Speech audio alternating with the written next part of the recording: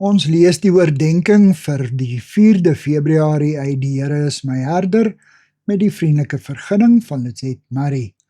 Die opskrif by vandag se gedeelte is God se meesterplan.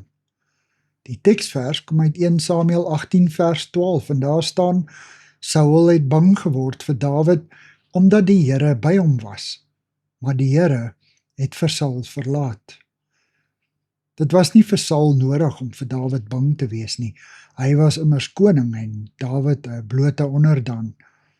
Maar Saul vrees hom omdat hy besef dat die Here by Dawid is. Meer nog, hy het geweet dat die Here hom verlaat het. Dit moes 'n skrikwekkende gedagte gewees het. Selfs in Dawid se alleenste, bitterste ure was die Here by hom. God was derentyd sy vriend en metgesel. Saul het gereken dat hy Dawid kon vernietig, maar die teendeel het egter waar geword. Hy is deur sy eie toedoen vernietig. Deur al Saul se tirades en pogings om hom dood te maak, het Dawid lojaal gebly en nooit 'n woord teen die koning gesê nie. Hy het sy opdragte stiptelik uitgevoer en sukses behaal, want die Here was met hom. Saul het 'n gulde kans verspeel om die vriendskap en goedgesindheid van Dawid te wen. Hy het haat en bitterheid en wraak verkies. En hoe groter sy afskuw vir Dawid geword het, hoe duideliker het dit geword dat die Here met Dawid was.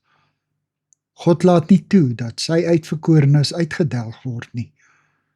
Ondanks al Saul se pogings was die Here se meesterplan op koers. Nie net was hy besig om Dawid voor te berei om een van die grootste konings in die geskiedenis van Israel te word nie, maar ook om die pad voor te berei vir die seun van Dawid om gebore te word.